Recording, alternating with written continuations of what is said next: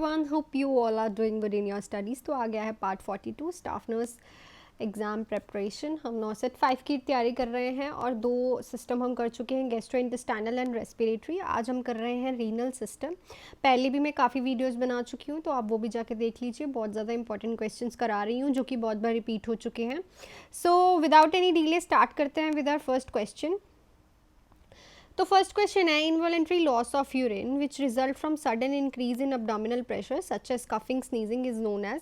जब यूरिन खुद ब खुद जैसे हम कंट्रोल कर पाते हैं बट इनवॉलेंट्री वो लॉस हो और उसमें सडन इंक्रीज हमें लगे कि हमारा जो एब्डोमिनल प्रेशर है वो सडनली इंक्रीज हो रहा है, या फिर हम खांस रहे हैं या फिर हम छींक मार रहे हैं, स्नीजिंग कर रहे हैं, तो उसको क्या बोलते हैं? Functional incontinence, stress incontinence, reflect incontinence या फिर टोटल इनकॉन्टिनेंस। तो उसको हम बोलते हैं स्ट्रेस इन कॉन्टिनेंस। नेक्स्ट पे चलते हैं, what nurse will teach the patient during discharge who is taking Pyridium for the management of urinary tract infection. देखो पायरिडिम क्या है, हम पेशेंट को देते हैं मैनेजमेंट किसके लिए? यूरिनरी ट्रैक, यूटीआई जिस पेशेंट को होता है उसको हम ये ड्रग देते हैं। बहुत इंपॉर्टेंट ड्रग है, बहुत बार इसका क्वेश्चन रिपीट होता है। तो हम पेशेंट को क्या टीच करेंगे? Take this drug along food. Stop this drug if you develop abdominal pain. Urine become bright orange. Take drug at bedtime. So हम पेशेंट को क्या कहेंगे कि अगर तुम्हें यूरिन ऑरेंज कलर का आ रहा है तो तुम्हें घबराना नहीं है, क्योंकि इससे और एक और टीबी की ड्रग से जो है वो यूरिन रेड ऑरेंज कलर का आता है। कौन सी टीबी की ड्रग? रिफैम्पसिन। याद रखना, इन दोनों से क्वेश्चन आता है। इन दोनों में क्या होता है, जो यूरिन है वो कौन से कलर का आता है? ऑरेंज और ब्राइट रेड कलर का आता है। तो हम पेशेंट को ये बताएंगे कहीं वो यूरिन देख के घबरा ना जाए। नेक्स्ट है, a married women comes to the clinic with the frequent history of UTI, nurse need to educate. तो एक मैरिड वुमेन है, बार बार उसको यूटीआई हो रहा है, क्लिनिक में आई है, तो हम उसको नर्स किस चीज़ के लिए एजुकेट करेगी? Take sitz bath, urinate before and after sexual intercourse, clean the area with lukewarm water and apply topical antibiotic creams, या फिर टेक एसिड ऐश डाइट। तो हम उसको क्या करेंगे, जब यू विल हैव इंटरकोर्स तो क्या करना है तुम्हें? बिफोर एंड आफ्टर यूरिनेट करना है और वॉश करना है, ठीक है। उससे क्या होगा कि यूरिनरी ट्रैक इन्फेक्शन के चांसेस बहुत ज़्यादा कम हो जाते हैं जब उसको आफ्टर इंटरकोर्स और बिफोर इंटरकोर्स साफ करते हैं विद प्रॉपर लूकवार्म वाटर। तो हम उसे ये टीच करेंगे। नेक्स्ट क्वेश्चन है, patient is hospitalised with acute glomerulonephritis, nursing care include all of the following except. तो एक पेशेंट है, हॉस्पिटलाइज्ड है, एक्यूट ग्लोमेरुलोनेफ्राइटिस मतलब ग्लोमेरुलस है जो वहाँ पे उसकी इन्फ्लामेशन हो चुकी है, तो उसको हम क्या नर्सिंग केयर देंगे? एक्सेप्ट, इसमें से क्या नहीं देंगे? Recording vital science every 4 hourly, recording the weight of the patient twice weekly, recording fluid intake output every 8 hourly, recording BP 4 hourly. So obviously हम उसका ट्वाइस वीकली नहीं करते वेट, उसका हम रेगुलरली वेट चेक करते हैं। क्या करते हैं? रेगुलरली वेट चेक करते हैं। So this is not in are nursing plan. Nurse ये प्लान नहीं करेगी, वो क्या करेगी? रेगुलरली वेट चेक करेगी, क्योंकि अगर ग्लोमेरुलोनेफ्राइटिस है, ग्लोमेरुलस की ही इन्फ्लामेशन है, तो क्या होगा? एडीमा होने के चांसेस हैं, फ्लूइड रिटेंशन के चांसेस हैं, इसलिए हमें रोज़ चेक करना पड़ेगा कि कहीं ज़्यादा फ्लूइड रिटेन तो नहीं हो रहा। सो नेक्स्ट पे चलते हैं, What is the priority nursing intervention for edema in a client with nephrotic syndrome? तो हमारी priority nursing action क्या होगी अगर किसी client को nephrotic syndrome है? So nephrotic syndrome क्या होता है? एक triad functions होते हैं। एक इसमें आता है patient को edema, एक होता है इसमें प्रोटीन यूरिया, यूरिन में प्रोटीन आना ज़्यादा, और एक होता है हाइपो एल्बुमिनिया, एल्ब्यूमिन कम होना। ऑब्वियसली अगर प्रोटीन यूरिन से बाहर आ रहा है तो एल्ब्यूमिन भी बॉडी में फिर क्या हो जाएगा? कम हो जाएगा। और एल्ब्यूमिन क्या करता है? हमारी बॉडी फ्लूइड को मेंटेन करके रखता है, ऑनकैटिक प्रेशर मेंटेन करके रखता है, और एल्ब्यूमिन सबसे ज़्यादा हाई प्रोटीन अबंडेंट प्रोटीन है हमारी बॉडी में। 3-4 क्वेश्चन बन गए हैं, ध्यान से क्वेश्चन करना, इंपॉर्टेंट क्वेश्चन है, नेफ्रोटिक सिंड्रोम से क्वेश्चन आ सकता है। Provide meticulous skin care, maintain intake output, administer diuretic, administer corticosteroids. तो देखो आप यहाँ पे हो गया आप कंफ्यूजन।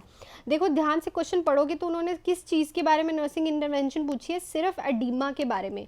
उन्होंने नेफ्रोटिक सिंड्रोम के बारे में नहीं पूछी, उन्होंने कहा है priority nursing intervention for edema in a client with edema के लिए। तो हम उसे प्रोवाइड मेटिकुलस स्किन केयर देंगे, जो उसकी स्किन है उसको प्रॉपरली मेंटेन करके रखेंगे, उसकी इंटीग्रिटी को so this is our intervention. Intake output edema में कोई लेना देना नहीं है, वो अलग बात होती है, उसके लिए हम वेट चेक करते हैं, डायूरेटिक्स भी नहीं और कॉर्टिकोस्टेरॉइड नहीं। पर हमारा जो प्रायोरिटी में रहेगा, ये सब चीज़ें भी होंगी बट बाद में होंगी, बट अभी प्रायोरिटी में इनका कोई लेना देना नहीं है। नेक्स्ट पे चलते हैं, which among the following parameters nurse will assess which help in assessing the effectiveness of haemodialysis. तो कौन से पैरामीटर्स नर्स असेस करेगी जिससे पता चलेगा कि जो हीमोडायलिसिस है पेशेंट की वो इफेक्टिवली हो रही है।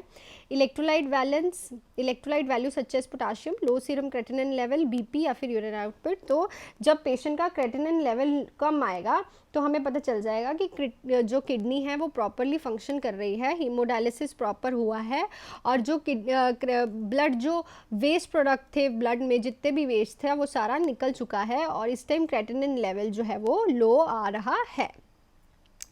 सो नेक्स्ट पे चलते हैं, इन immediate post renal transplant period which condition of physician should be noted immediately. अगर किसी पेशेंट का अभी अभी रीनल ट्रांसप्लांट हुआ है तो कौन सी कंडीशन ऐसी है जो फिजिशियन इमिडिएटली नोट करेगा।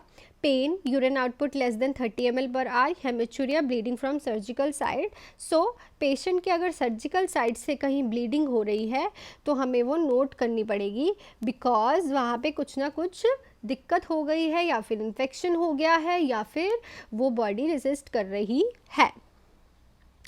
Next है, your patient become restless and tells you she has a headache and feeling nausea during hemodialysis. Which complication do you suspect? So एक patient है, उसका hemodialysis चल रहा है और तुम्हें complaint कर रहा है कि वो restless feel कर रही है और उसे headache हो रहा है और उसे nausea भी feel हो रहा है, तो तुम क्या कौन सी complication suspect करोगे? Infection, disequilibrium syndrome, air embolism, acute hemolysis. So इस प्रॉब्लम, इस कॉम्प्लिकेशन को हम बोलते हैं डिसइक्विलिब्रियम सिंड्रोम। क्या बोलते हैं हम? Disequilibrium syndrome. डिसइक्विलिब्रियम सिंड्रोम मतलब जो इलेक्ट्रोलाइट बैलेंस है, जो हमारी बॉडी का उसका इलेक्ट्रोलाइट बैलेंस है वो बिगड़ गया है। ठीक है, वो क्या हो गया है? बिगड़ गया है इन द हीमोडायलिसिस। तो ये एक हीमोडायलिसिस की कॉम्प्लिकेशन है, disequilibrium syndrome.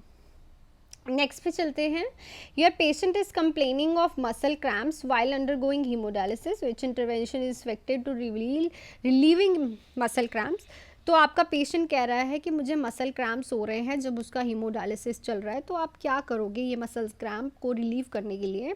Increase the rate of dialysis, infuse normal saline solution, administer 5% dextrose, या फिर encourage active range of motion. देखो, तो मैं अभी बता के आई हूँ, इसी को ही बोलते हैं हम डिसइक्विलिब्रियम सिंड्रोम। तो इसमें हम क्या करेंगे? इलेक्ट्रोलाइट मेंटेन करेंगे, उसको इन्फ्यूज़ करेंगे NS, normal saline, potassium and sodium का जो बैलेंस है उसको मेंटेन करने के लिए। इलेक्ट्रोलाइट मेन तो वही है ना।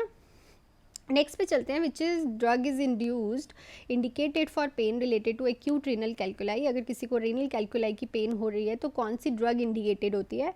Narcotic analgesic, NSAIDs, muscle relaxant, salicylates. तो कौन सी होती है? नार्कोटिक्स, जो कि बहुत बहुत मशहूर है, मॉर्फिन, मेप्रिडिन।